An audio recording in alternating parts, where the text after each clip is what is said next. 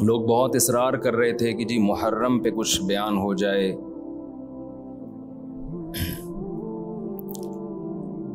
محرم میں 2 طرح کے موضوعات ہوتے ہیں. ایک تو کربلا کے موضوع کو بیان کیا جاتا ہے، اس پر میں ایک دفعہ بیان چند سال پہلے کر چکا ہوں کہ اس میں معتدل رائے کیا ہے. کبھی موقع ملا تو دوبارہ بیان کر دیں گے انشاءاللہ کہ اس سے ہمیں اسباق کیا ملتے ہیں، اس میں صحیح بات کیا ہے، واقعے کا صحیح پہلو کیا ہے. اس میں افراط و تفرید بہت ہے، مبالغہ آرائیاں بہت ہیں. سیدنا حسین ابن علی رضی اللہ تعالی عنہ کو کربلا میں شہید کیا گیا، یہ بہت بڑا ظلم ہے، اس میں 2 رائے نہیں ہو سکتی. اور بڑی بات یہ کہ حکومت کی سرپرستی میں یہ کام ہوا ہے، اس لیے یہ بڑا ظلم ہے. جو اسلامی حکومت تھی، جو خلافت کی دعوے دار تھی، شاید اسلامی تاریخ میں اس سے بدترین واقعہ ہمیں نہیں ملتا. لیکن یہ ایک واقعہ ہے، محرم کا اس سے براہ راست کوئی تعلق نہیں ہے. واقعات تو کسی نہ کسی مہینے میں ہوتے ہیں، کسی نہ کسی تاریخ کو ہوتے ہیں، تو ان واقعات سے عبرت حاصل کرنی چاہیے، نہ کہ ان تاریخوں کو پکڑ کے ہم بیٹھ جائیں کہ چونکہ اس تاریخ کو یہ ہوا تھا تو ہم نے یہ کرنا ہے، اس ڈیٹ کو یہ ہوا تھا تو ہم نے یہ کرنا ہے. ہمیں کسی قیمت بھی اسلام کا دامن ہاتھ سے نہیں چھوڑنا. حضرت حسین رضی اللہ تعالی عنہ جو کربلا میں نکلے تو محرم ہونے کی وجہ سے تھوڑی نکلے تھے، تو سیاسی حالات کو درست کرنے کی نیت سے نکلے. وہ محرم ہوتا تو بھی جاتے، سفر ہوتا تو بھی جاتے، ربیع الاول ہوتا تو بھی جاتے، رمضان ہوتا تو بھی جاتے. اس کا محرم سے کیا تعلق ہے؟ جس چیز کو آپ نے حق پہ سمجھا اس کے لیے آپ نے خروج کیا، اس کے لیے اپنی گردن کٹا دی. غیرت کی شہادت کو ذلت کی زندگی پر ترجیح دی، پورا خاندان کٹوا دیا مگر غیرت پر سودا نہیں کیا. تو اگر یہ سفر میں آپ کو موقع ملتا تو آپ سفر میں نکلتے، ربیع الاول میں موقع ملتا تو ربیع الاول میں نکلتے، رمضان میں ملتا تو رمضان میں نکلتے. ہمیں کیا کرنا ہے؟ چاہے محرم ہو، چاہے سفر ہو، چاہے ربیع الاول ہو، چاہے ربیع الثانی ہو، جمادی الاولی، جمادی الثانیہ، رجب، شعبان، رمضان، ہمیں حکم یہ ہے کہ شریعت نے ہمیں جو حکم دیا ہم اس سے تجاوز نہ کریں. اسلام کیا آرڈر دیتا ہے ہمیں؟ اسلام ہمیں غم کے موقع پہ بھی احکام دیتا ہے اور خوشی کے موقع پہ بھی احکام دیتا ہے. اس سے ہم نے دائیں بائیں نہیں ہونا. الذین اذا اصابتهم مصیبۃ قالوا انا للہ وانا الیہ راجعون. اہل ایمان کی علامت ہے جب انہیں کوئی مصیبت پہنچتی ہے تو کیا کہتے ہیں؟ ہم اللہ ہی کے لیے ہیں اور ہم نے لوٹ کر اللہ ہی کی طرف جانا ہے. یہ کہہ کے صبر کرتے ہیں. دیکھو مصیبت کے موقع پہ آپ کے پاس 2 آپشن ہیں، یہ قرآن نے دی ہیں. ایک انتقام، انما السبیل علی الذین یظلمون الناس. فرمایا جو کسی پہ ظلم کرے گا اس پہ گناہ ہوگا، جو ظلم کا بدلہ لے گا اس پہ گناہ نہیں ہوگا. وَجَزَاءُ سَیِّئَةٍ سَیِّئَةٌ مِثْلُهَا. قرآن کہہ رہا ہے برائی کا بدلہ اسی کے بقدر برائی. یہ بھی آپشن آپ کے پاس ہے.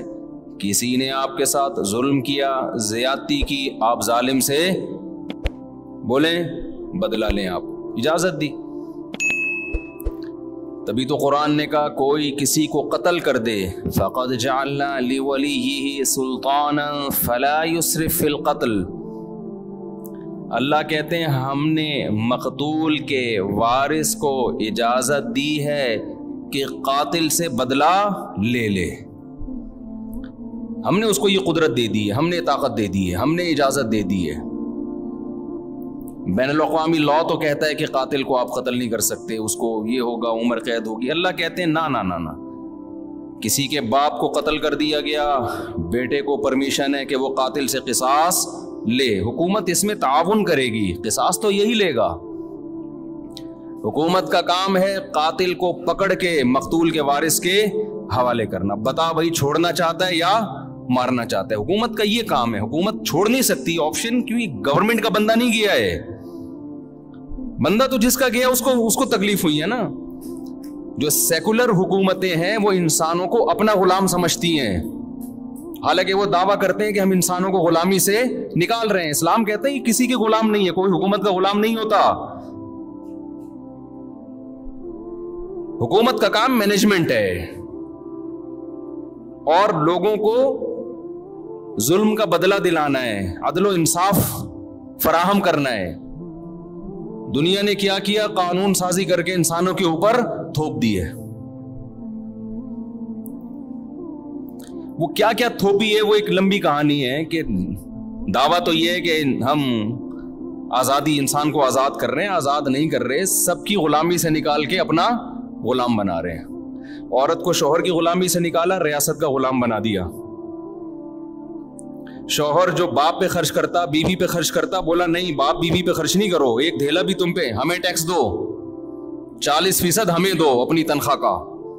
1 لاکھ کما رہے ہو, 40,000 ہمیں دو, ہماری مرضی, پھر ہم تمہارے باپ کو اولڈ ہاؤس میں کتنا دیں اور تمہاری بیوی کو ہم کتنا دیں, یہ ہماری مرضی, ہمارا ہیڈک ہے, تمہارا نہیں ہے. یہ اسلام ریلیشن کا قائل ہے. ریلیشن شوہر بیوی کا ریلیشن ہے. شوہر بیوی پہ خرچ کرے گا تاکہ بیوی اس سے محبت کرے, بیٹا باپ پہ خرچ کرے گا تاکہ باپ اپنے بچوں کو شوق سے پالیں گے, یہ بڑھاپے میں ہمارا سہارا ہے. آپ نے سارے ریلیشن ختم کر کے لوگوں کو غلام بنا دیا. کس کا؟ ریاست کا. اسی میں یہی ہے کہ اسلام کہتا ہے کسی کے باپ کو قتل کیا گیا ہے, انتقام کی آگ کس میں بھڑک رہی ہے؟ گورنمنٹ میں تھوڑی بھڑک رہی ہے. حکومت کا کیا لگتا ہے بھائی؟ وہ اچھا بھلا تمیز سے بیان چل رہا تھا, محبت سے غصہ آ گیا مجھے, آرام سے چل رہا تھا نا. میں یہی ہے نا, یہ لبرل لوگوں سے ہمیں واسطہ پڑتا ہے نا, صبح شام گوروں کے گیت گاتے رہتے ہیں بیٹھ کے, مغربی ممالک کے گیت گاتے ہیں. اتنا اچھا سسٹم, اتنا اچھا سسٹم. وہ کیا خاک سسٹم ہے یار یہ, جس میں انسان کو اس کے بنیادی حقوق نہیں مل رہے. آپ کہہ سکتے ہیں ہمارے ملک میں کون سا مل رہے ہیں, تو ہمارے ملک میں اسلام نہ ہونے کی وجہ سے مل رہے ہیں. اسلام ہوتا تو مل رہے ہوتے. اس میں اسلام کا قصور نہیں ہے, یہ تو ہمارے حکمرانوں کا قصور ہے. ڈالر نیچے آ گیا سنا, تھوڑا سا خوش فہمی میں مبتلا ہونے کی ضرورت نہیں ہے. 10 روپے نیچے آئے گا, 20 روپے اوپر جائے گا. یہ تھوڑا سا ڈپریشن کم کرنے کے لیے گورنمنٹ کرتی ہے کہ تھوڑا سا نیچے لا کے دھکا دے کے اوپر لے کے جاؤ. تو یہ سیٹ اپ, خیر یہ ایک الگ تبصرے ہیں. تو اسلام ہے جو آپ کو بنیادی حقوق دیتا ہے. میرے باپ کو اللہ نہ کرے کوئی قتل کر دے, گورنمنٹ کا نقصان نہیں ہے. نقصان کس کا ہے؟ میرا. انتقام کی آگ مجھ میں بھڑکتی ہے, اس کا نقصان یہ ہوتا ہے کہ میں قاتل کو تلاش کروں گا, وہ نہ ملے اس کے بھائی کو مار دوں گا, وہ نہ ملے اس کے ماموں کو مار دوں گا, جو ہوتا ہے قبائلی علاقوں میں. اسلام نے اس پہ پابندی لگا دی. نا نا نا نا نا نا. اللہ کہتے ہیں فقد جعلنا لولیہ سلطانا, دیکھو ہم نے تمہارے جذبات کا خیال کیا ہے, ہم نے تمہیں طاقت دی ہے کہ قاتل سے بدلہ لوگے تمہیں گناہ نہیں ملے گا. اب جب ہم نے تمہیں تمہارا حق دے دیا تو اب حد سے تجاوز نہ کرو. کیا مطلب؟ قاتل کے علاوہ کسی اور سے بدلہ لینے کی کوشش نہ کرو. اس نے آپ کا ایک مہمان مارا, آپ نے کہا ہم اس کے 2 مہمان ماریں گے. یہ کام وہ ایک پنجاب والا چلا گیا نا, پنجاب والا چلا گیا وزیرستان میں, وہاں قبائلی لڑائیاں ہو رہی تھیں, تو وہ کہیں باہر اس کو چارپائی پہ سلا دیا انہوں نے. تو اس کو ڈر لگ رہا ہے یار ان کی تو دشمنی, اٹھا کی رات کو آوازیں آتی, مجھے کو مار پور کے نہ چلا جائے. اس نے دروازہ بجایا, بھائی مجھے اندر سلا. اس نے کہا کیوں, گھبرا کیوں رہا ہے؟ اس نے کہا مجھے ڈر ہے آپ لوگ کی دشمنیوں میں نہ مارا جاؤں. اس نے کہا فکر نہ کرو, وہ ہمارا ایک مہمان مارے گا, خدا کی قسم اس کا 10 مہمان مارے گا. اس نے کہا بھائی اس کا تم 10 مارو 20 مارو, ہم تو مر گئے نا, ہم تو گئے کام سے. تو دیہاتی علاقوں میں چاہے بلوچستان ہو, چاہے اندرون سندھ ہو, چاہے کے پی کے ہو, چاہے پنجاب ہو, یہی ہوتا ہے. جہاں قانون نہیں ہے وہاں کیا ہے, قاتل نہ ملے تو جو ملے اس کو مار دو. قرآن اس سے منع کر رہا ہے, نا نا نا نا نا. دیکھو ہم نے تمہیں رائٹ دیا, گورنمنٹ نہیں دیتی ہے, گورنمنٹ کہتی ہے نہیں, اتنے لمبے کیسز چلتے ہیں, مقدمے چلتے چلتے چلتے چلتے, پھر جج پیسے کھا کے. ایسا بھی ہوتا ہے, جو ججز بیان سن رہے ہیں ان کے علاوہ کی بات کر رہا ہوں. تو انصاف نہیں ملتا انسان کو. عمر قید تو ہے ہی نہیں اسلام میں, لمبی جیل میں ڈال دیا, وہ اور بڑا مجرم بن کے آئے گا. وہ کھانے پینے سے گیا. یہاں کتنا اچھا قانون بنایا کہ قاتل کو پکڑ کے حکومت کیا کرے گی, باپ کو مارا ہے تو بیٹے کے حوالے, شوہر کو مارا ہے تو بیوی کے حوالے, لے بھائی اپنے میاں کا بدلہ لے لے. اور اگر دیت لے کے چھوڑنا چاہے تو اس کا بھی آپشن تیرے پاس ہے, دیت لے لے, چھوڑ دے اس کو. پھر قرآن نے دیت کی ترغیب دی, فَمَنْ عُفِيَ لَهُ مِنْ أَخِيهِ شَيْءٌ, جس کو اپنے بھائی کی طرف سے معافی مل گئی. یعنی اللہ مقتول کے وارث کو کہہ رہے ہیں قاتل بھی تمہارا دینی بھائی ہے تو بھائی سمجھ کے چھوڑ دو. ترغیب دی ہے, زبردستی نہیں کی اسلام نے. حالانکہ اللہ تو زبردستی بھی کر سکتا ہے نا کہ چھوڑنا پڑے گا, لیکن اللہ کہہ رہے میں ایسے قانون کیوں بناؤں, حالانکہ وہ خدا ہے, اس کو ہم پہ حق ہے, پھر بھی وہ کہہ رہا ہے کہ ایسے قانون کیوں بناؤں کہ انتقام کی آگ بھڑکے ان کے دل میں. جو خدا جب ہمارے جذبات کی رعایت کر رہا ہے تو گورنمنٹ کون ہوتی ہے جو رعایت نہ کرے بھائی؟ اللہ حکومت سے بڑا ہے کہ نہیں ہے؟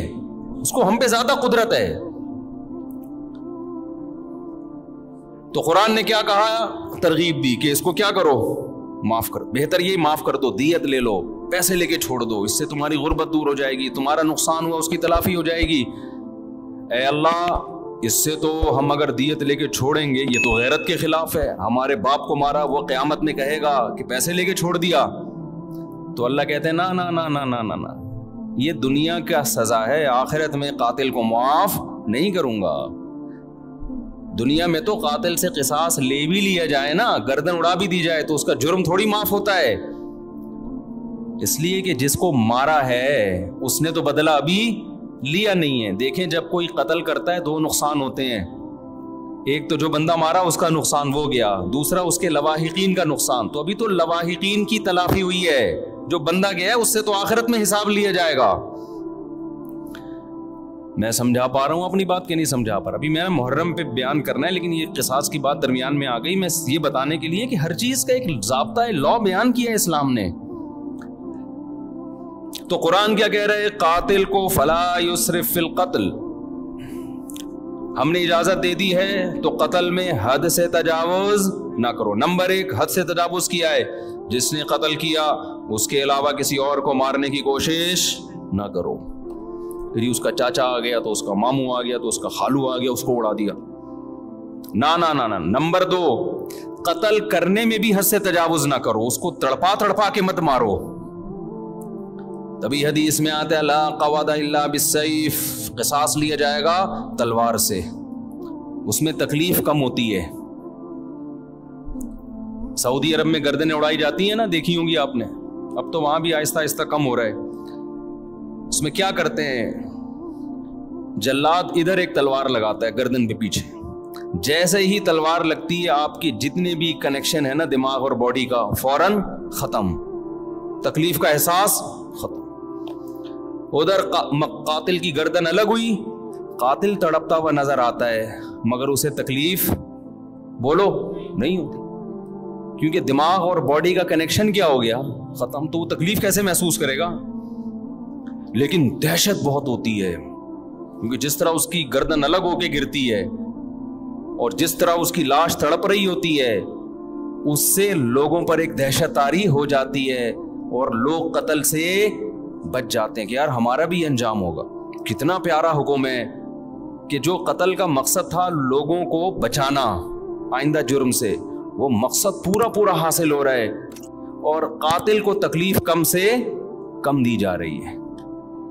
میں سمجھا پا رہا ہوں اپنی بات؟ لیکن جو اسلام مخالف قوتیں ان کا قانون کیا ہے, بند کمرے میں لٹکاؤ. بند کمرے میں کسی کو عبرت ہوگی ہے بھائی؟ ایک صاحب سعودی عرب سے آئے, بہت پرانی بات ہے, انہوں نے کہا کہ میں نے پہلی دفعہ سعودی عرب میں جب قصاص دیکھا نا, گردن اڑائی, تو میں 2 گھنٹے کانپتا رہا ہوں کھڑے ہوئے. بتاؤ جس نے یہ منظر دیکھا ہو وہ خود کسی کو قتل کرنے کی جرت کر سکتا ہے؟ حالانکہ بلوچ تھے, وہ ہمارے دوست تھے اور بڑے مضبوط بلوچ تھے. بلوچ تو ویسے ہی مضبوط عام طور پر ہوتے ہیں, بہادر بھی ہوتے ہیں. ان کو وہ کہہ رہے پھر بھی مجھے, میں کیا کر رہا ہوں, ایسے کانپ رہا ہوں میں. تو بتاؤ یہ دہشت کے بعد کوئی ہمت کرے گا؟ لیکن جس کو قتل کیا ہے قصاصاً, اس کو تکلیف بولو کم سے کم. لیکن جو اسلام مخالف قانون ہے وہ ہے پھانسی. بند کمرے میں کیا کرتے ہیں؟ پھانسی لٹکا دیتے ہیں. اس میں قتل ہونے والے کو تکلیف اور اذیت بے انتہا ہے. گلا گھونٹ کے مارو کسی کو, آپ اپنا گلا گھونٹیں تھوڑی دیر کے لیے, اندازہ ہو جائے گا اس میں کس قدر اذیت ہوتی ہے. لیکن عبرت کا پہلو اس میں کیا ہے؟ 0. کیونکہ بند کمرے میں چھپا کے ہوتی ہے. ایک نقصان تو یہ. دوسرا نقصان, جب کھلے عام قصاص لیا جاتا ہے جو اسلام کا حکم ہے, اس میں معافی کا آپشن بہت زیادہ ہے. جو قاتل مقتول ہے نا, اس کے وارثوں کو پبلک کہے گی کہ یار اس کو کیا کرو, چھوڑ دو, ہمیں ترس آ رہا ہے. ساری دنیا کے سامنے چوک پہ بٹھائے ہوئے اس کو گردن اڑانے کے لیے, چھوڑو یار دیت لے کے کیا کرو, بولو نا معاف. این اس وقت زیادہ ترس آتا ہے لوگوں کو. اس بات کا امکان ہے کہ قاتل معاف کر دے. اور بہت سے ایسے واقعات ہوئے ہیں جب چوک پہ لایا گیا اور جلاد تلوار لے کے کھڑا ہوا ہے, لوگوں نے آ کے درخواستیں کی چھوڑ دو, تو مقتول کے وارثوں نے کیا کہا؟ معاف کیا. بہت ہیں. بند کمرے میں پھانسی میں یہ حکمت, یار نہیں بول رہے رفیع بھائی, پولیس لے کر آؤ.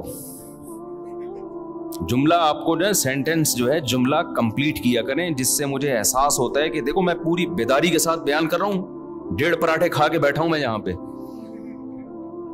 مجھے ڈاکٹر کہہ رہے ہیں کہ نہیں پراٹھے نہیں کھاؤ, یہ عمر پراٹھوں کی نہیں ہے, کوئی بھی عمر نہیں ہے پراٹھوں کی. لیکن اگر ناشتے میں پراٹھے نہ ہوں تو وہ بیان ایسا مرجھایا ہوا ہوتا ہے, پھر جیسے آپ بیٹھے ہوئے ہیں نا, پھر میں ویسے بیٹھا ہوا ہوتا. تو اس کی ہم نے تلافی یہ کی ہے کہ بھائی صبح پراٹھے کھا لو, دوپہر کا کھانا ناغا کر دو. کیا خیال ہے؟ اس کی تلافی اس طریقے سے, پراٹھے چھوڑ دیں, دنیا چھوڑ دے آدمی, ناشتے میں اس کے بغیر مزہ نہیں ہے.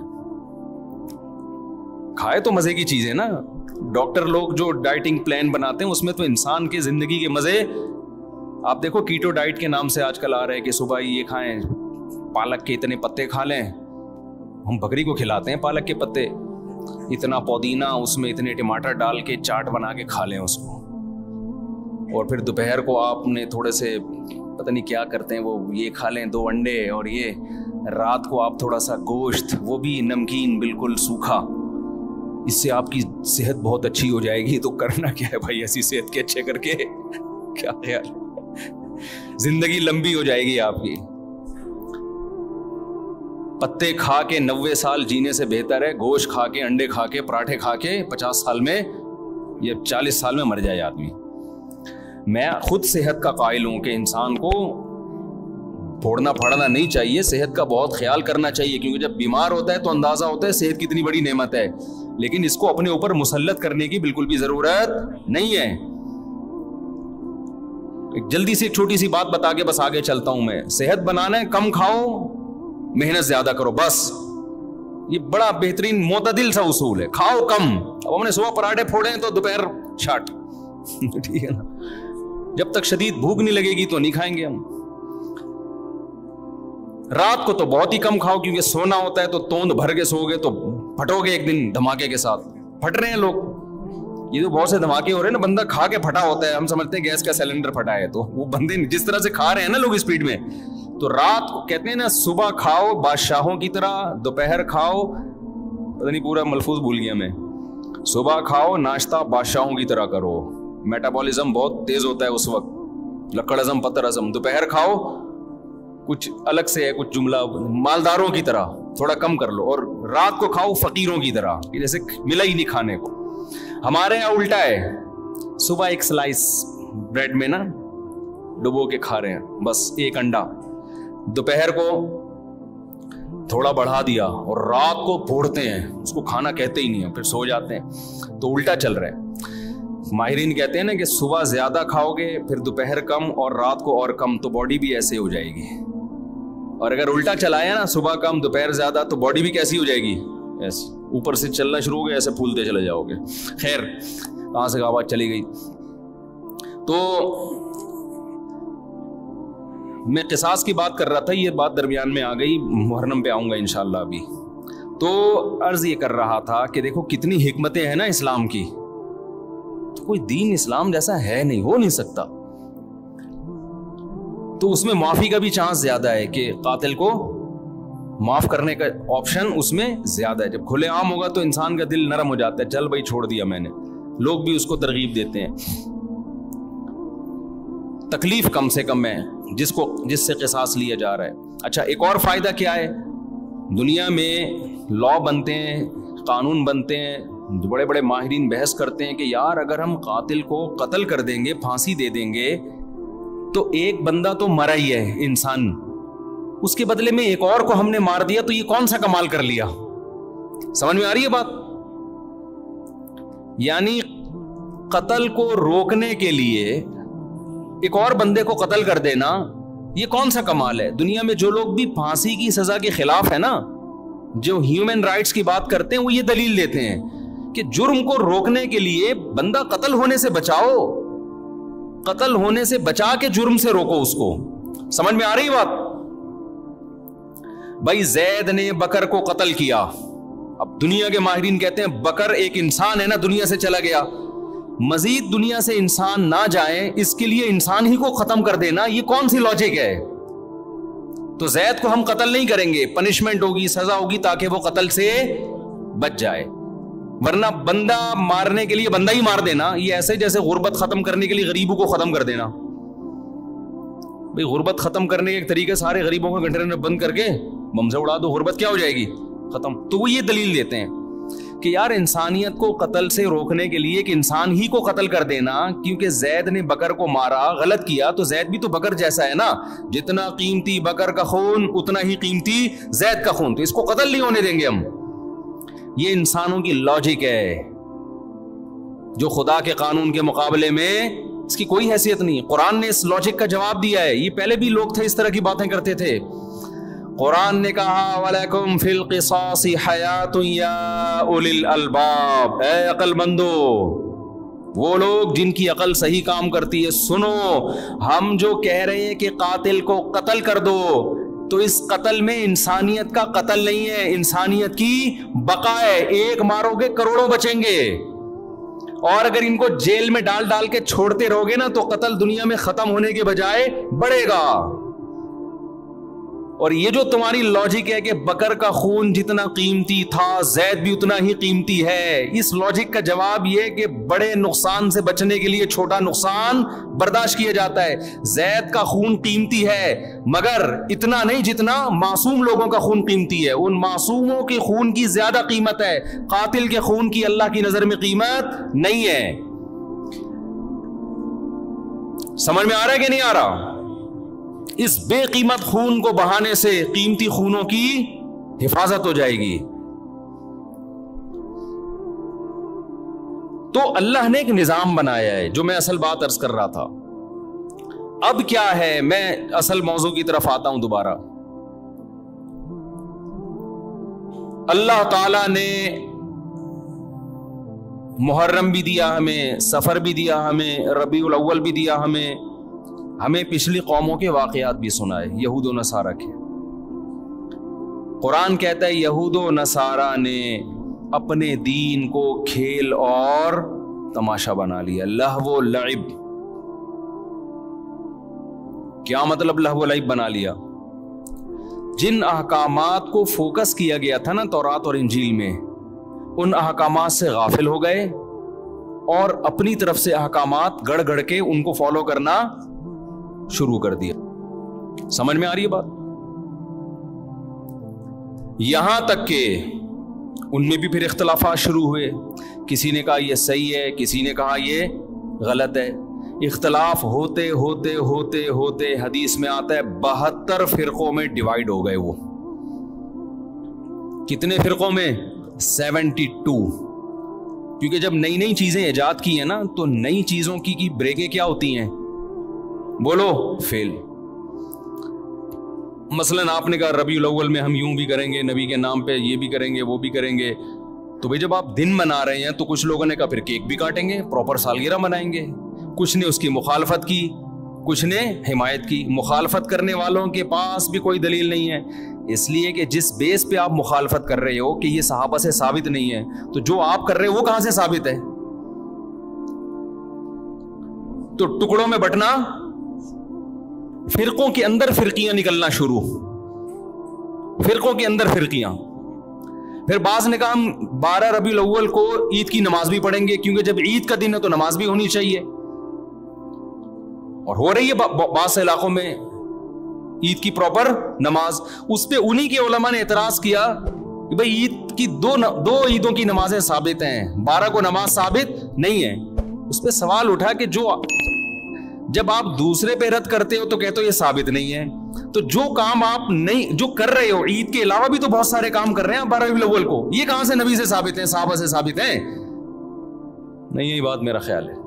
جب آدمی کی بیس مضبوط نہیں ہوتی نا تو وہ فرقوں میں اور تفرقے میں بٹتا چلا جاتا ہے. وہ فرقے سے فرقیاں، فرقیوں کی پھر ذیلی فرقیاں، وہ ہوتے ہوتے اتنا کچومڑ بن جاتا ہے کہ سمجھ میں نہیں آتا کہ میں اس کو فالو کروں یا اس کو فالو کروں. میں سمجھا پا رہا ہوں اپنی بات؟ تو نبی نے فرمایا بنی اسرائیل 72 میں، میری امت 73 فرقوں میں تقسیم ہوگی. لے بھائی اب آپ تو ہو گئے نا کنفیوز، کیا خیال ہے؟ ارے وہ 72 میں ڈیوائیڈ ہوئے، ہم کتنوں میں ڈیوائیڈ ہوں گے؟ 73. اب آپ بتاؤ اگر نبی صرف اتنی بات بتاتے، آگے نہ ہوتا، تو ہم تو پاگل ہو جاتے کہ نہیں ہو جاتے؟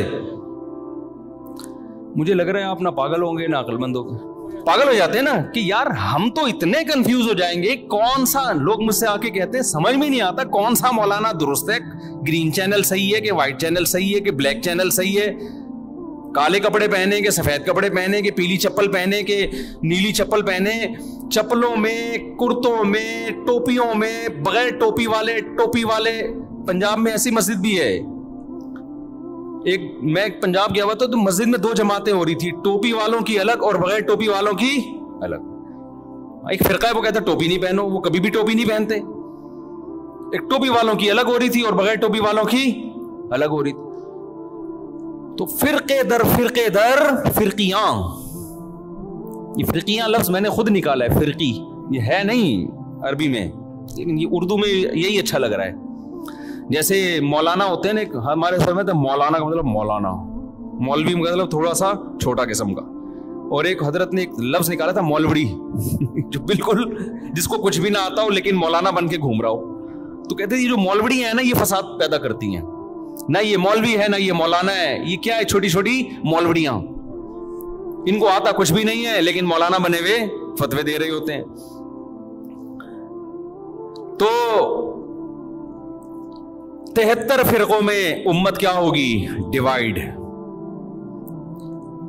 ہم ابھی اسی سے ڈرے بیٹھے تھے کہ یار اتنے فرقے، نبی نے ہمیں اور ڈرا دیا.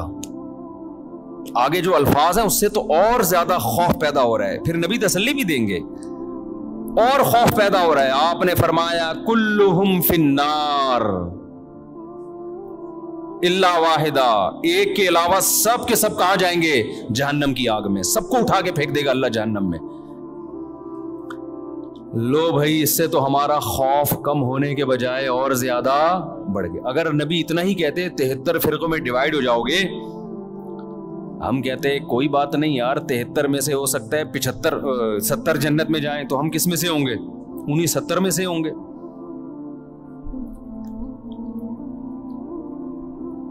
یہ بہت اہم بیان کر رہا ہوں، اس کو کھوپڑی میں بٹھائیں کسی طریقے سے.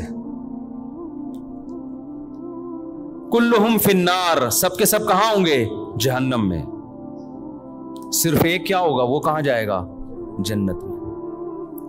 صحابہ علم پر حریص تھے، انہوں نے فوراً نبی سے پوچھ لیا کہ یا رسول اللہ وہ ایک جنتی کون سا ہے؟ اگر یہ نہ پوچھتے تو کتنا بیڑا غرق ہو جاتا ہمارا۔ نبی نے اس فرقے کا نام نہیں بتایا، یہ بھی ہمارے نبی نے ہم پر بہت بڑا احسان کیا، کیونکہ اگر نبی نام بتاتے تو سب لوگ وہی نام رکھ لیتے۔ ایک آدمی کہتا ہے جی یہ میری طرف سے مٹھائی لے جاؤ، وسیم نام کا آدمی ہوگا، صرف اسی کو دینا۔ اب مجمع میں ایک وسیم ہے، سلیم ہے، غفار ہے، ایک ستار ہے، ایک یعقوب ہے، ایک یوسف ہے، سارے بیٹھے ہوئے ہیں، بھوک سب کو لگ رہی ہے، مٹھائی کھانے کا سب کا دل کر رہا ہے، آئی شناختی کارڈ کسی کے پاس نہیں ہے۔ پہلے سے اس نے اناؤنس کر دیا کہ بھائی وسیم نام کے آدمی کے لیے مٹھائی آ رہی ہے، تو سارے وسیم بن جائیں گے کہ نہیں بن جائیں گے؟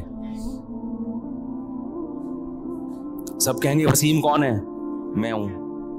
اس کو پتا ہے اس نے کون سا نادرا میں جا کے دیکھنا ہے، ایک مٹھائی کے ڈبے کے لیے نادرا میں تھوڑی لے کے جائے گا، سب وسیم بن جائیں گے۔ آج یہی ہو رہا ہے۔ جماعت المسلمین نے کہا کہ نبی صلی اللہ علیہ وسلم نے فرمایا قرب قیامت میں جماعت المسلمین کو لازم پکڑنا۔ 1975 میں ایک جماعت بنائی گئی جس کا صدیوں تک کوئی وجود نہیں ملتا، اس کا ایک امیر خود ساختہ نام رجسٹر کروایا گورنمنٹ آف پاکستان سے جماعت المسلمین، اور وہ جتنی حدیثیں جماعت المسلمین کے بارے میں تھی وہ سارے مٹھائی کے ڈبے لینے کے لیے کھڑے ہو گئے کہ جی یہ ڈبے کس کے ہیں؟ یہ ہمارے ہیں، کیونکہ نبی نے کہا تھا جماعت المسلمین کو لازم پکڑنا۔ اور دیکھو یہ دیوبندی ہے، وہ حنفی ہے، وہ بریلوی ہے، وہ شیعہ ہے، وہ اہل حدیث ہے، اصل میں کس کا تذکرہ آتا ہے حدیث میں؟ جماعت المسلمین۔ او بھائی نبی نے یہ نہیں کہا تھا 1975 میں کوئی جماعت جس کا نام جماعت المسلمین ہو اس کو لازم پکڑنا۔ نبی کا مطلب تھا مسلمانوں کی جماعت کے ساتھ چمٹے رہنا، الگ سے کوئی فرقہ نہیں بنانا۔ آپ نے اپنی جماعت کا نام مسلمانوں کی جماعت رکھ لیا۔ پاگل آدمی تو سینس لیس لوگ ہیں بالکل۔ تو 1975 سے پہلے مسلمان میں جو صحیح فرقہ تھا وہ تو اس کا تو کوئی جماعت المسلمین کا نام نہیں تھا، وہ کہاں جائے گا پھر؟ میں نے پشاور میں بیان کیا، میں نے ان لوگوں سے کہا دیکھو جو اسلام صدیوں پہلے پشاور میں آیا تھا نا وہی صحیح ہے۔ اب اگر کوئی تمہیں قرآن و حدیث کے نام پہ ورغلا رہا ہے کہ ہم صحیح اسلام لائے، ہم قرآن و حدیث، تو ان سے بولو 1200 سال پہلے کیا آیا تھا پشاور میں؟ فقہ حنفی آیا تھا نا۔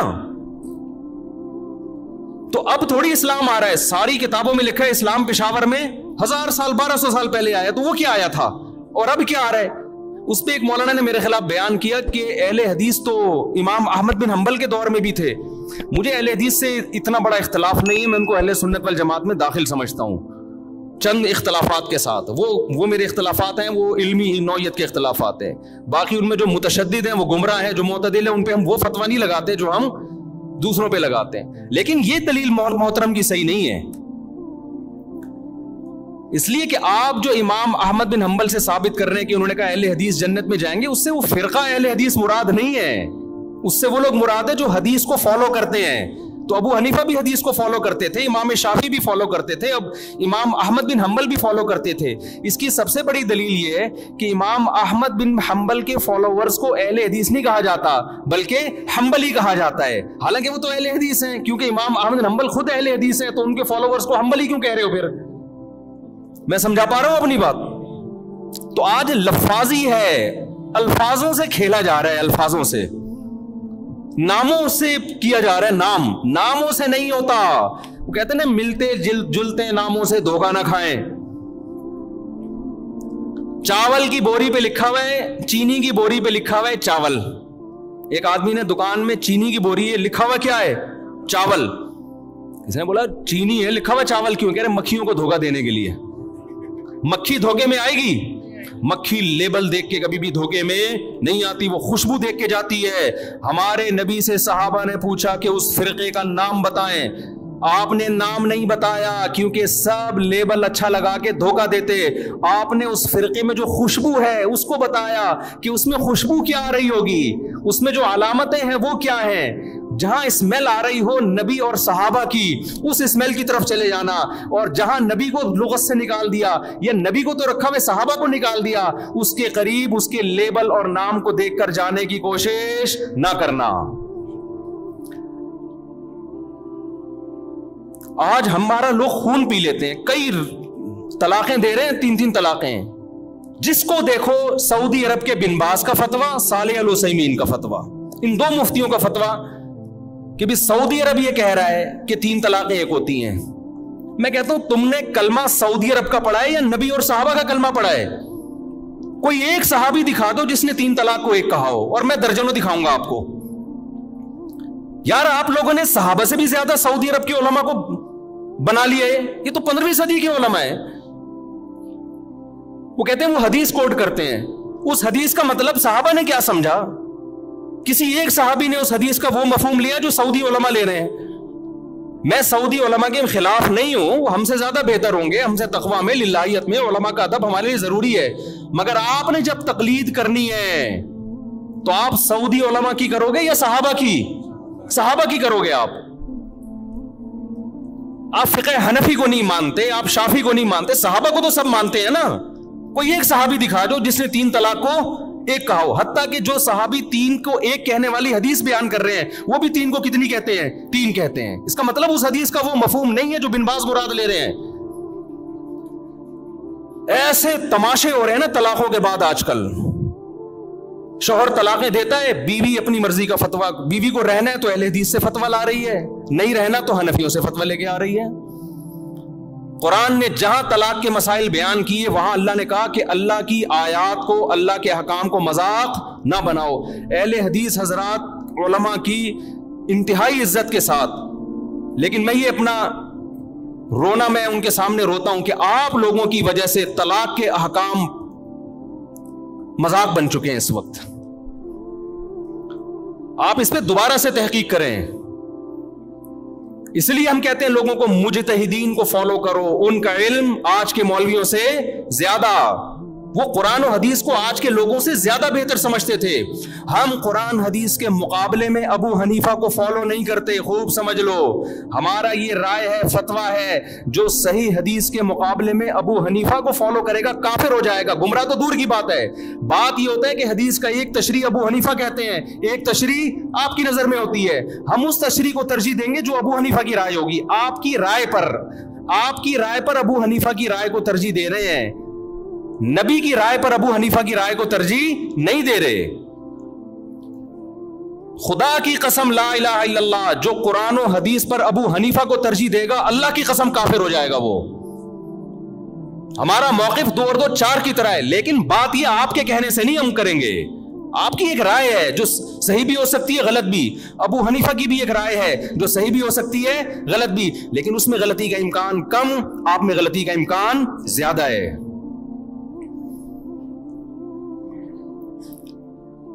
تو طلاق ثلاث میں تو 4 ائمہ متفق ہیں. یہ تو تابعین تبع تابعین کے دور کے ہیں, سارے صحابہ متفق ہیں. آپ کو حدیث مل گئی, یہ کیسی بات ہے بھائی؟ میں ایک اہل حدیث عالم کے پاس گیا, میں نے فتویٰ دیا تھا 3 طلاقیں واقع ہو گئی ہیں. وہ صاحب لے آئے اہل حدیث سے فتویٰ.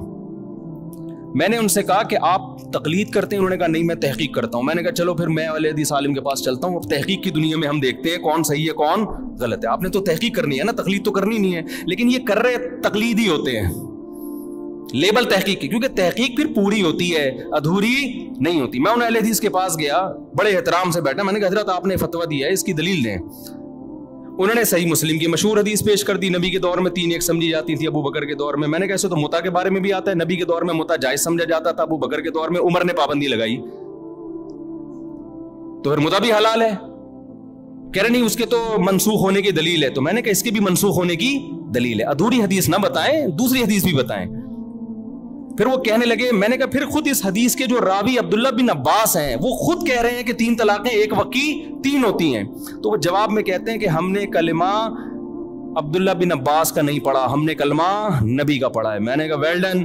حضرت مجھے یہ بتائیں کہ آپ نے نبی کا کلمہ پڑھا ہے, عبداللہ بن عباس نے کس کا کلمہ پڑھا تھا؟ انہوں نے نبی کا کلمہ پڑھے بغیر یہ فتویٰ دے دیا. تو میں عرض کر رہا ہوں کہ لفاظی ہے, سمجھ رہے ہیں, لیبل اچھے لگے ہوئے ہیں.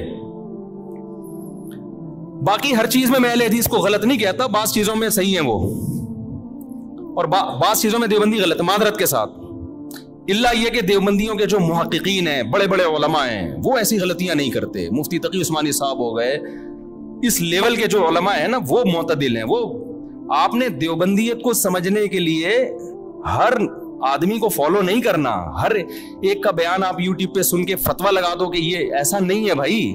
بعض لوگ کیا کرتے ہیں, دیگ کے چاول جیسے تھوڑے سے چکھے آپ نے اور پوری دیگ پہ حکم لگا دیا. بعض لوگ کیا کرتے ہیں, کسی اسکالر نے کوئی غلط بیان, مسئلہ غلط بیان کیا, فوراً کوئی فتنہ پرور بیٹھا ہوتا ہے, اس کا کلپ چلاتا ہے, دیکھو دیوبندی کیا کہہ رہے ہیں. او بھائی یہ ایک پورا دیوبندی ٹھیکیدار تھوڑی ہے یہ بندہ کہ جو بولے گا آپ نے سب پہ ٹھوک دیا اس کو.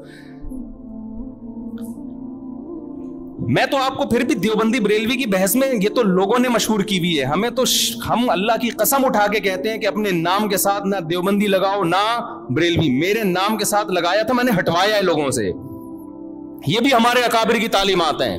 کیوں؟ جو فرقہ جنت میں جائے گا اس پہ لیبل سے نبی کیا کہہ رہے ہیں اس کے متاثر نہ ہو. اب نبی فرما دیتے, صحابہ نے پوچھا یا رسول اللہ کون سا فرقہ جنتی ناجیہ نجات پانے والا کون سا ہوگا؟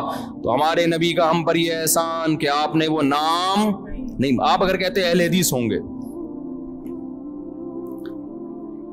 تو جمعے کی نماز میں ٹانگیں چوڑی کر کے پڑھاتا, میں زور سے آمین کہتا. ایسا ہی ہے نا. ہمارے نبی کہتے کہ وہ حنفی ہوں گے تو جتنے اہل حدیث ہیں وہ کیا بن جاتے, سارے حنفی بن جاتے.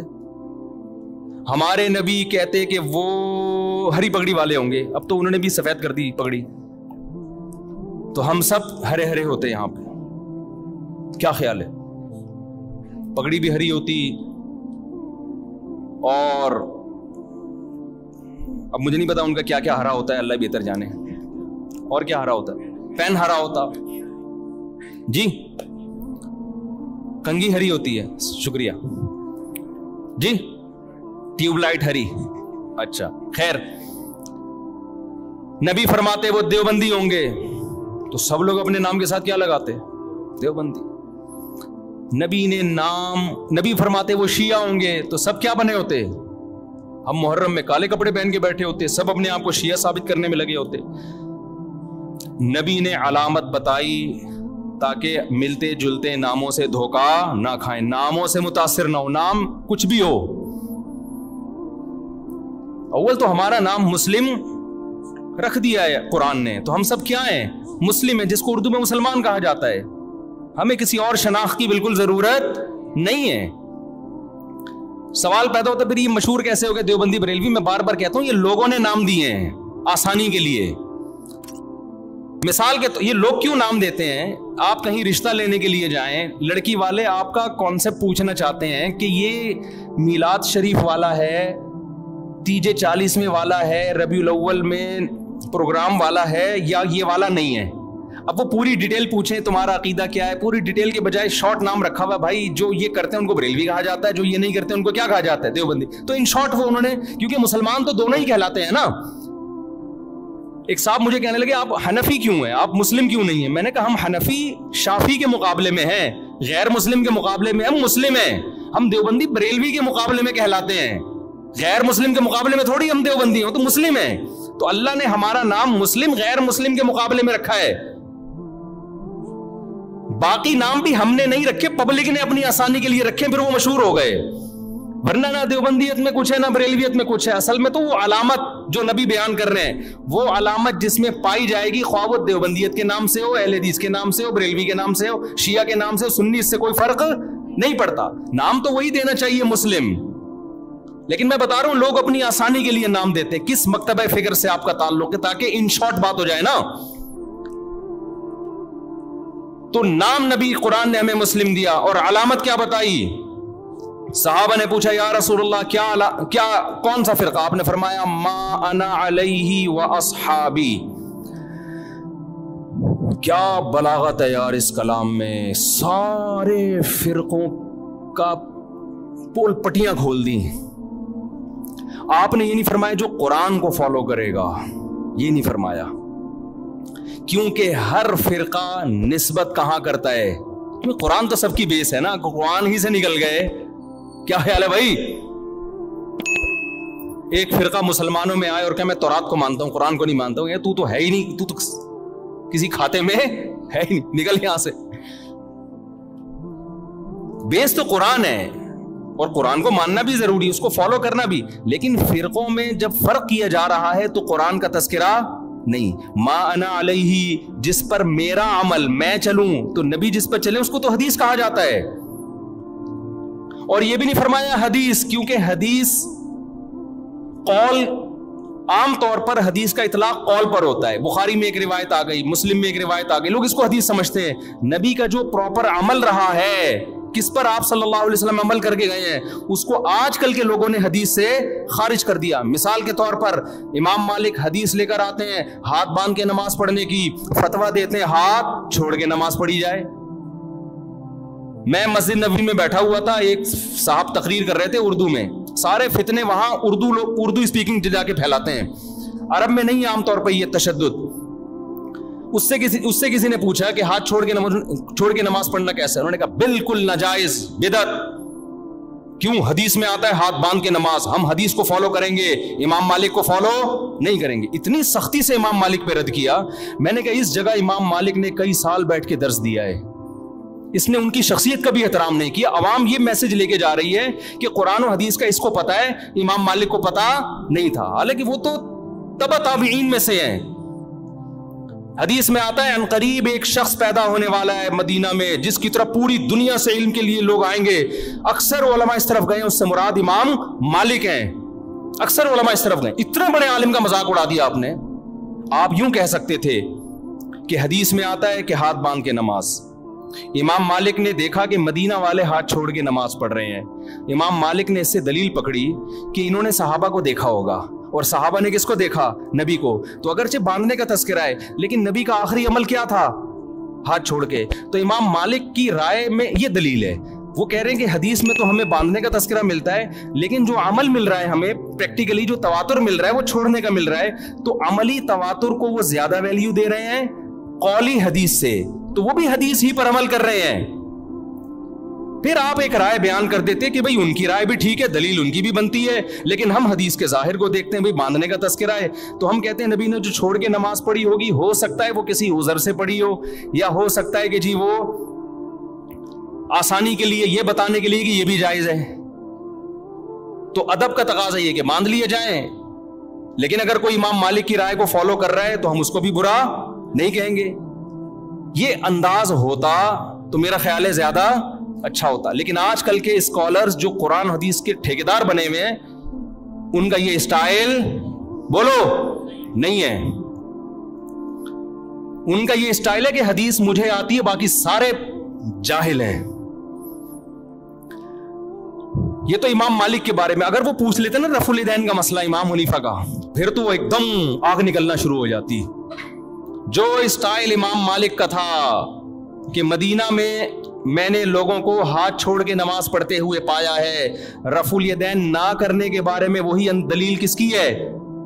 امام ابو حنیفہ کی، کہ کوفہ علم کا مرکز تھا، کوفہ میں عبداللہ بن مسعود اور علی رضی اللہ تعالیٰ عنہ کے آ کے آباد ہوئے، یہ دونوں صحابہ علم میں دوسروں سے بہت زیادہ تھے، ان کے شاگرد جتنے بھی کوفہ میں تھے رفع الیدین نہیں کرتے تھے۔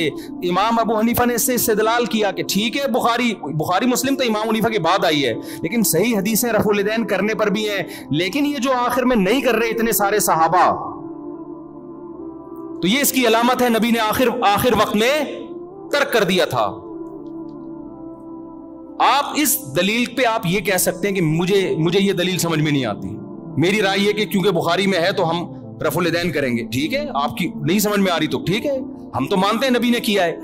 لیکن اگر ابو حنیفہ اہل کوفہ اور صحابہ تابعین جو ان کے شاگرد تھے ان کے عمل سے استدلال کرتے ہوئے نہ کرنے کا فتویٰ دے رہے ہیں، آپ ان کی نماز کو بولو خلاف سنت ہے، اس کا مطلب آپ اپنی رائے کو دوسرے پر تھوپنا چاہتے ہیں۔ امام ترمذی جو امام بخاری کے شاگرد ہیں، جب رفع الیدین کرنے کا ذکر کیا نا انہوں نے، آپ ترمذی میں دیکھ سکتے ہیں عربی میں، تو اس میں کہتے ہیں وَبِهِ يَقُولُ بَعْضُ أَهْلِ الْعِلْمِ مِنْ أَصْحَابِ النَّبِي، رفع الیدین کرنا بعض اہل علم صحابہ کی رائے تھی۔ جب رفع الیدین نہ کرنے کا تذکرہ کیا ہے تو پھر لکھتے ہیں وَبِهِ يَقُولُ غَيْرُ وَاحِدٍ مِّنْ أَهْلِ الْعِلْمِ مِنْ أَصْحَابِ النَّبِي، یہی اہل علم صحابہ میں بہت سارے لوگوں کی رائے ہے. یہ کون کہہ رہے ہیں؟ امام بخاری کے شاگرد. حالانکہ وہ خود بھی رفع الیدین کے قائل تھے، لیکن دلیل میں صحابہ کی جب بات آ رہی ہے تو کیا کہہ رہے ہیں؟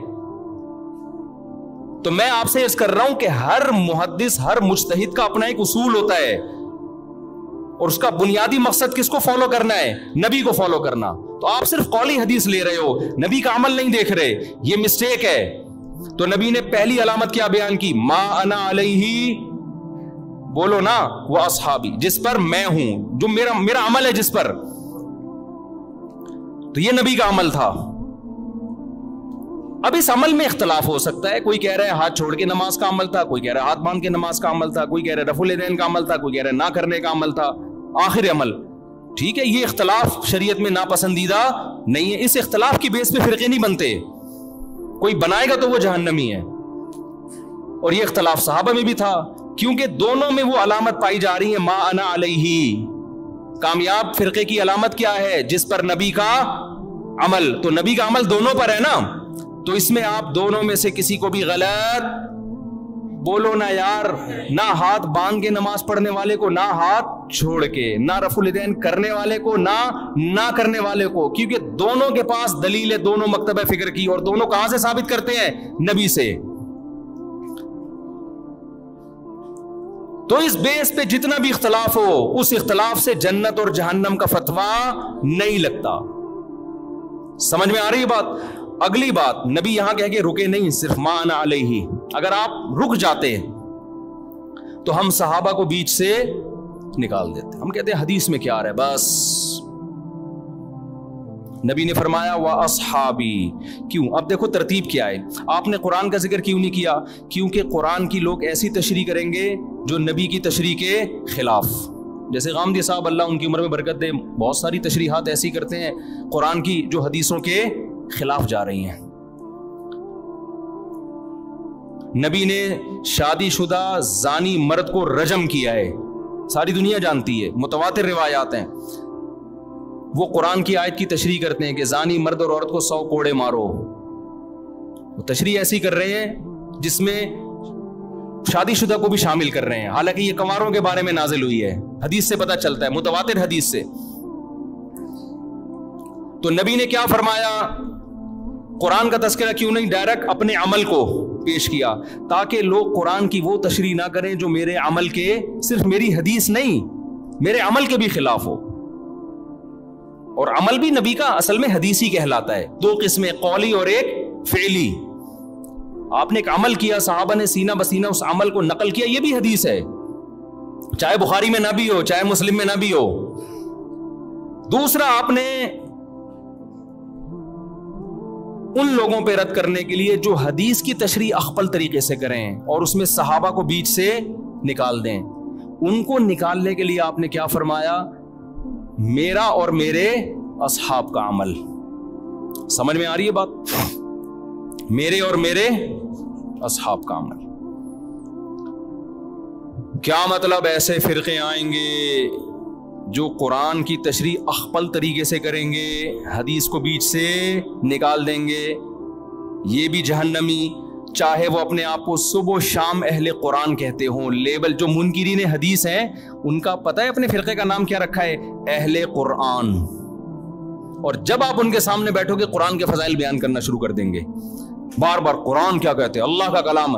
مقصد قرآن کی فضیلت نہیں ہوگی، مقصد حدیث کا انکار ہوگا. سمجھتے ہو گے نہیں سمجھتے؟ لوگ متاثر ہوتے ہیں، یار یہ ماشاءاللہ اللہ کے کلام کو کتنا فوکس کرتے ہیں، ماشاءاللہ کتنا ان کے دل میں اللہ کے کلام کا جلال ہے. بھائی یہ جو آپ کے سامنے صبح و شام قرآن کے فضائل بیان کر رہا ہے، اس کا مقصد حدیث کی نفی ہے. ایک آدمی قرضہ مانگنے کے لیے آیا اور آپ سے کہہ رہے سفارش کر دیں کہ وسیم بھائی مجھے قرضہ دے دیں. دوسرا بھی آ گیا قرضہ مانگنے کے لیے، آپ چاہ رہے ہو اس کو نہ ملے اس کو مل جائے، آپ کو پتہ ہے یہ سیٹ ایک ہی آدمی کو دے گا. اب آپ نے دوسرے کی بے پناہ تعریفیں شروع کر دی، تو یہ تعریفوں میں ضمناً دوسرے کی کیا ہے؟ برائی ہے. یہ بندہ ٹھیک نہیں ہے، اس کو نہیں دو. ٹھیک ہے نا؟ لیکن نام پرویزی فرقے نے اپنا نام کیا رکھا ہوا ہے؟ اہل قرآن. اہل قرآن. تو اسی طرح جب حدیث نبی نے ہمیں پہلے بتا دیا, کچھ لوگ ایسے آئیں گے جو حدیث کی تشریح ایسی کریں گے جو صحابہ کی سمجھ میں نہیں آئی.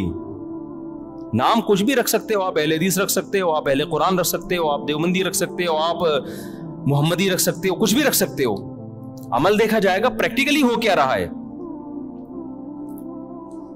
بھئی صحابہ کیوں نہیں ہے, صحابہ کا فتویٰ یہ کیوں نہیں ہے؟ اور ان صحابہ میں بھی آپ نے سب سے زیادہ ہائی لائٹ کیا خلفائے راشدین کو. علیکم بسنتی و سنت الخلفاء الراشدین المہدیین, میری اور خلفائے راشدین کی سنت کو لازم پکڑو. میں دعوے سے کہتا ہوں خلفائے راشدین کے دور میں کوئی ایک مسجد دکھا دو جس میں رمضان میں 8 رکعت تراویح ہوتی ہو, کوئی ضعیف سند دکھا دو میرے بھائی.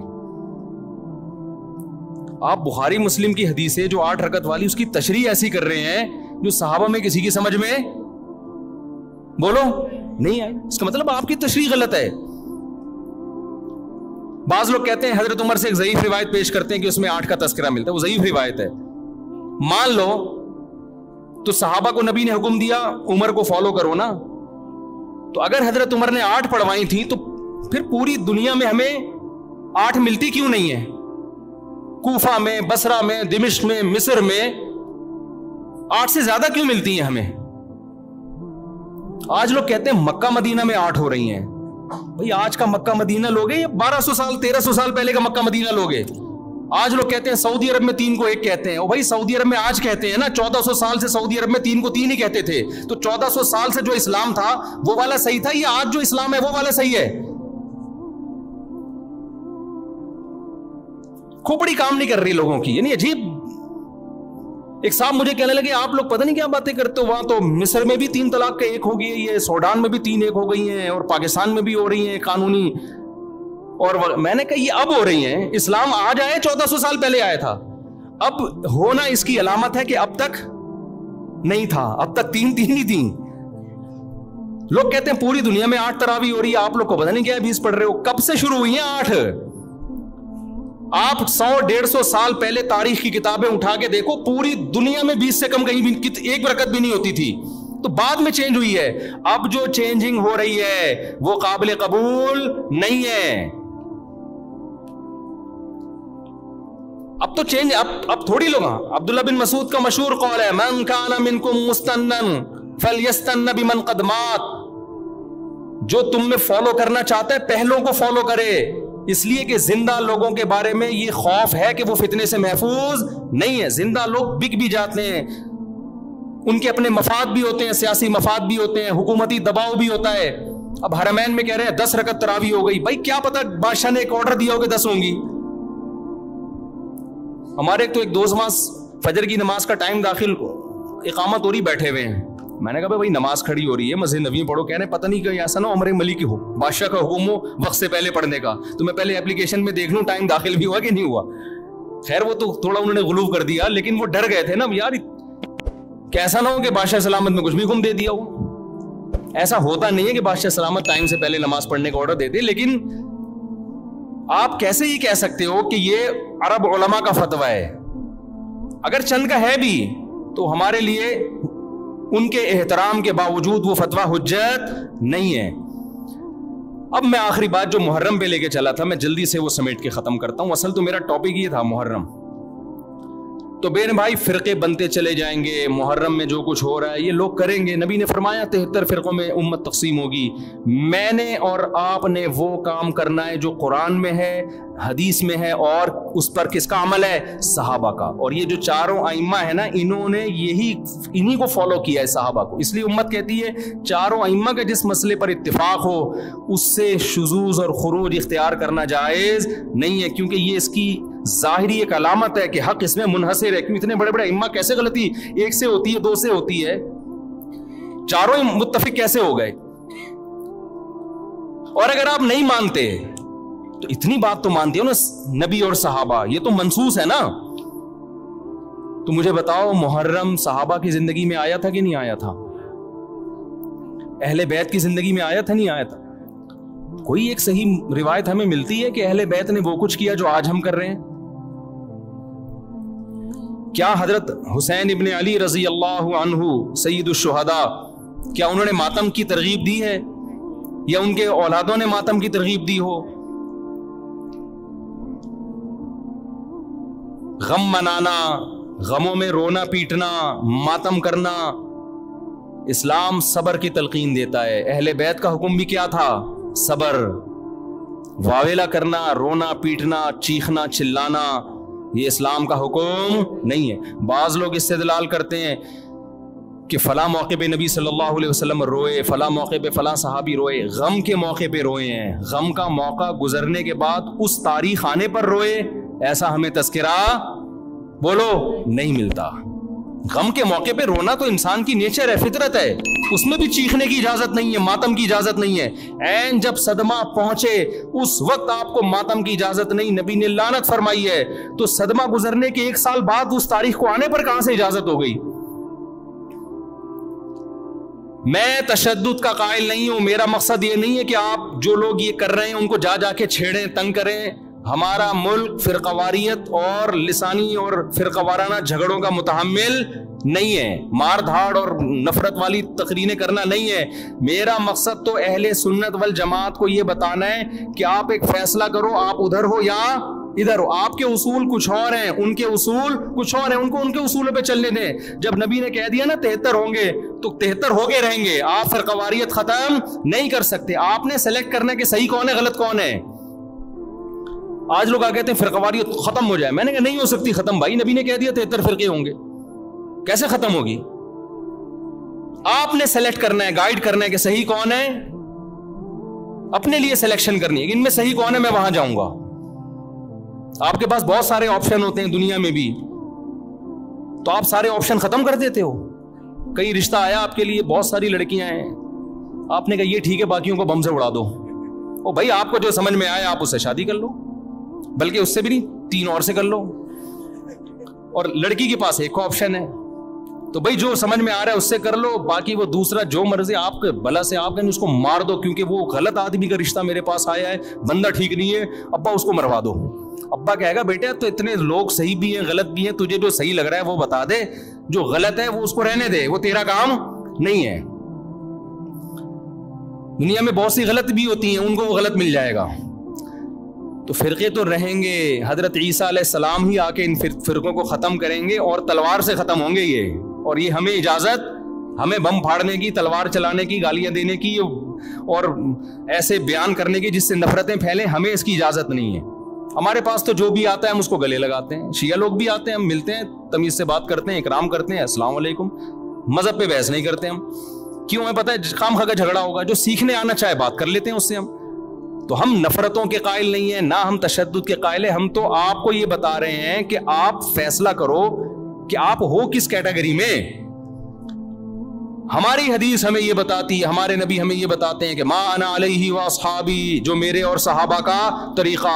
ہمارے نبی پہ محرم بھی آیا، صحابہ پہ محرم بھی آیا، جو انہوں نے کیا ہم بھی وہی کریں گے۔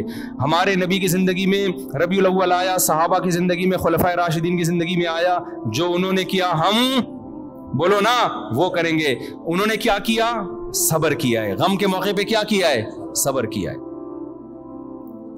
تو ہم بھی کیا کریں گے؟ صبر۔ یا ہمیں اجازت دی ہے قاتل سے قصاص لیں، حضرت حسین کے قاتل اگر آج ہمیں مل جائیں، ہم انشاءاللہ ان کو زندہ نہیں چھوڑیں گے۔ جب نہیں ہے ہمارے پاس، ہمارے دور میں نہیں ہے، تو اللہ سے ہم دعا کرتے اللہ ان سے انتقام لے قیامت کے دن، حضرت حسین کے خون کا بدلہ لے اللہ ان سے، اور لے گا، اللہ کیوں چھوڑے گا۔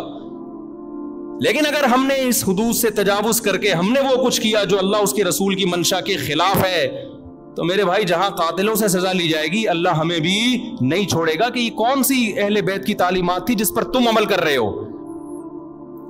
سفید لباس اسلام میں پسندیدہ ہے، ٹھیک ہے، نبی نے ہر رنگ کا لباس پہنا ہے، پسند کس کو کیا؟ سفید کو۔ وہ محرم میں بھی پسندیدہ، وہ سفر میں بھی، وہ ربیع الاول میں۔ جیسے ہی رشتہ میسر ہو، اسلام حکم دیتا ہے نکاح میں تاخیر نہ کرو، چاہے محرم ہو، محرم ہے تو سفر تک ڈیلے نہ کریں، سفر میں رشتہ ملا تو ربیع الاول تک ڈیلے نہ کریں۔ ویسے بھی میرے بھائی جس نے 4 شادیاں کرنی ہوں گی، وہ اگر ڈیلے کرنا شروع کر دے تو اس کی ہو گئی۔ پھر اسلام میں تو یہ کہ جلدی نکاح کرو، محرم میں بھی کریں, جو نہیں کر رہے ان کو چھوڑ دیں, اپنے ان کا فرقہ ہے, ان کا مسلک ہے, چھیڑے نہیں کسی کو, جا کے بحث نہ کریں. دفتروں میں بحثیں خامخواہی شروع ہو جاتی ہیں. آپ نے اپنے بارے میں فیصلہ کرنا ہے, میں کدھر ہوں, میں کدھر کھڑا ہوں. جو کالے کپڑے پہننے دیں, نہ ان پہ طنز کریں, نہ ان پہ ہوٹنگ کریں, یہ جائز نہیں ہے, اس سے نفرتیں پیدا ہوں گی. جو کر رہا ہے کرنے دو. آپ کے بچے جب پوچھیں ابو انہوں نے کالے کپڑے پہنے, بولیں بیٹا ان کا فرقہ ہے, ہم لوگ اس فرقے کے نہیں, ختم ہو گئی بات. تو ابو ہم اس فرقے ہم کیوں نہیں ہیں؟ بیٹا ہم, حدیث میں آتا ہے کہ ما انا علیہ و اصحابی. جب بچہ آپ کا پوچھے نا تو آپ بتائیں حدیث میں آتا ہے جو میرے اور صحابہ نے, چونکہ صحابہ نے یہ نہیں کیا تو ہم بھی نہیں کر رہے. تو بیٹا پوچھے گا پھر یہ کیوں کر رہے ہیں؟ تو بیٹا جو ان کا کام ہے وہ ان سے پوچھنے کا ہے, وہ مجھ سے پوچھنے کا نہیں ہے. اب بچہ جائے گا ان سے پوچھنے کے لیے, اس کو بولیں بیٹا جب بڑے ہو جاؤ گے نا پھر جا کے پوچھنا, ابھی پوچھا تو رپلائی بھی ہوگا, اس سے کیا پیدا ہوگا؟ فتنہ. تو بچے میں کھوپڑی ہوگی تو وہ اتنی بات اس کی کھوپڑی میں انشاءاللہ آ جائے گی, 2 اور 2 4 کی طرح. پھر بچہ کہے گا ہمیں کیا کرنا چاہیے؟ اس کو بتا دو بیٹا قرآن میں صاف طور پہ لکھا ہوا ہے کہ ہم نے بنی اسرائیل سے عہد لیا تھا کہ ان احکام کو فالو کرنا ہے. بنی اسرائیل نے ان احکام کو چھوڑ کر فرقے بنا دیے. تو بیٹا قرآن میں سورہ بقرہ میں اللہ کہہ رہا ہے ان احکام کو فالو کرو, وَاعْبُدُوا اللَّهَ, اللہ کی عبادت کرو. سمجھتے ہو بیٹا ہم نے کیا کرنا ہے؟ اللہ کی عبادت. ابو عبادت کیسے کرنی ہے؟ بیٹا 5 نمازیں پابندی سے پڑھنی ہے, ٹھیک ہے نا. زندگی میں 1 دفعہ حج کرنا ہے. بیٹا سال میں 1 دفعہ زکوٰۃ دینی ہے, اس کے حکام علماء سے پوچھ لو. یہ کرنا ہے ہم نے محرم میں بھی کرنا ہے, سفر میں بھی کرنا ہے, ربیع الاول میں بھی کرنا ہے, اور ربیع الثانی میں بھی کرنا ہے. جس کا جو حکم آتا جائے, رمضان میں روزے رکھنے, حج کے ایام میں حج کرنا ہے, وہ اللہ نے ڈیٹیں ہمیں بتا دی. ابا محرم میں کیا کرنا ہے؟ بیٹا محرم میں 9 10 یا 10 11 کا روزہ رکھنا ہے, اور زیادہ روزے رکھ سکتے ہو تو سبحان اللہ. حدیث میں آتا ہے سب سے زیادہ رمضان کے بعد روزوں کا ثواب کس مہینے میں ملتا ہے؟ محرم میں ملتا ہے. بیٹا ہم نے یہ کرنا ہے. سمجھ میں آ رہی ہے بات کی نہیں آ رہی؟ اور کیا کرنا ہے؟ اور اس سے بولو قرآن میں اللہ کہتا ہے وَلَا تُشْرِكُوا بِهِ شَيْئًا, اللہ کی عبادت کرنی ہے, اس کے ساتھ کسی کو شریک نہیں, پکارنا نہیں ہے صرف یا اللہ مدد, نہ یا علی مدد, نہ یا غوث اعظم مدد, نہ یا رسول اللہ مدد. یہ سارے نعرے بیٹا ہم لوگوں کے بولو نہیں. اچھا ابو فلاں نے فلاں کتاب میں لکھا ہے کہ یا رسول اللہ مدد, تو دائرے اسلام سے خارج ہے. بیٹا کون دائرے میں داخل ہے کون خارج ہے یہ تیرا ہیڈ ایک, کیونکہ بچے نے اسکول لے کے پھر وہ فتوے دینا شروع. بیٹا اس کو چھوڑ دے اپنے حال پہ, میں جو تو نے کرنے کے کام ہے وہ میں تجھے بتا رہا ہوں. وہی ہے نا, ایک آدمی رات کو تہجد میں اٹھ کے دعا مانگ رہا تھا, اے اللہ سارے لوگ سو رہے ہیں, میں اکیلا جاگا ہوا ہوں, اس عمل کی لاج رکھ لے, سارے لوگ خراٹے لے رہے ہیں, میں اکیلا. لوگوں نے کہا بھائی تو اپنی باتیں بتا, ہماری برائیاں کیوں کر رہا ہے اللہ کے سامنے؟ ایک آدمی نے کمبل نکال کے بولا بھائی تو اپنا بتا نا, ہماری برائیاں ہمیں کیوں ساتھ میں گھسیٹ رہا ہے, یہ لوگ سو رہے ہیں. تو بیٹا یہ آپ کے کرنے کا کام ہے, باقی آپ کسی بھی فتوے کون یا رسول اللہ کہہ رہے ہیں, کون کس کا کیا مطلب ہے, چھوڑو اس بحث کو. اس میں پھر بڑی طویل بحثیں ہیں, یہ ایسے دلدل میں پھنسو گے, نکلنے کے قابل نہیں رہو گے. اچھا ابو اور کیا کرنا ہے میں نے؟ تو ان کو بتاؤ وَاعْبُدُوا اللَّهَ وَلَا تُشْرِكُوا بِهِ شَيْئًا وَبِالْوَالِدَيْنِ احسانا. بیٹا ماں باپ کے ساتھ کیا کرنا ہے؟ احسان. کیسے احسان کرنا ہے؟ اللہ کہتے ہیں لا تقل لهما اف, ماں باپ کے سامنے اف بھی نہیں کہنا. ان کے قدموں میں جنت تلاش کرنی ہے, محبت سے ان کی پیشانی پر دیکھنے سے حج عمرے کا ثواب ملے گا. سب سے بڑا حق اللہ رسول کے بعد کس کا ہے؟ والدین کا. ابا اور کیا کرنا ہے میں نے؟ وَبِالْوَالِدَيْنِ احسانا وَبِذِي الْقُرْبَى, بیٹا جو رشتہ جتنا قریب ہے اس سے بنا کے رکھنی ہے. ماں باپ کے بعد سب سے قریبی رشتہ بھائی بہنوں کا ہے, ان سے توڑنے نہیں دیکھنا. چاہے محرم ہو چاہے سفر میں ہو, کوئی روٹھا ہوا ہے تو اس کو جا کے کیا کر لو, راضی کر لو, ان پہ خرچ کرو, ہدیے دو, ان کو نذرانے دو, تاکہ یہ جڑیں. جو رشتہ داری توڑتا ہے وہ محرم میں جو مرضی کر لے, حدیث میں آتا ہے وہ جنت میں نہیں جائے گا, چاہے وہ ربیع الاول میں جو مرضی کر لے. ابا اور کیا کرنا ہے؟ بیٹا رشتہ داری میں سب سے پہلا کام یہ ہے, قرآن کہتا ہے عورت کی میراث نہیں کھانا. میں مر جاؤں اپنی بہن کی وراثت اس سے پوچھے بغیر فوراً ہینڈ اوور کر دینا. سمجھ میں آ رہی ہے بات کی نہیں آ رہی ہے؟ فوراً کیا کر دینا, اس کے حوالے کر دینا میں مر جاؤں تو. ایسا نہ ہو 20 سال تک مانگتی رہے, یا آپ بولو ہم نے جہیز اتنا دے دیا تھا. اور بھی اس طرح کے حکام ہے جو سورۃ بقرہ میں ایک ہی جگہ اللہ نے وَقُولُوا لِلنَّاسِ حُسْنًا, جب بھی لوگوں سے بات کرنی ہے اچھے اخلاق سے بات کرنی, تمیز سے بات کیا کرو. بیٹا جب تم بات کرتے ہو تو لگتا نہیں ہے کہ تم نے تمیز کہیں سے سیکھی بھی ہے. آہستہ آواز میں بات کیا کرو, دھیمے لہجے میں بات کیا کرو. یہ تو نہ کہیں تمیز سیکھی بھی نہیں ہے, پھر اور بدتمیز بن جائے گا. تو وَقُولُوا لِلنَّاسِ حُسْنًا وَأَقِیمُوا الصَّلَاةَ, نمازوں کو پابندی سے قائم کرو. یہ ہمارا اسلام ہے جو محرم میں بھی ہے, سفر میں بھی ہے, ربیع الاول میں بھی ہے. اس کے علاوہ جو کچھ ہے میرے بھائی وہ ہماری اپنی اختراعات ہیں, ایجادات ہیں, اس میں اللہ کی رضا شامل نہیں ہے. اللہ تعالی ہمیں سمجھنے کی, عمل کی توفیق عطا فرمائے.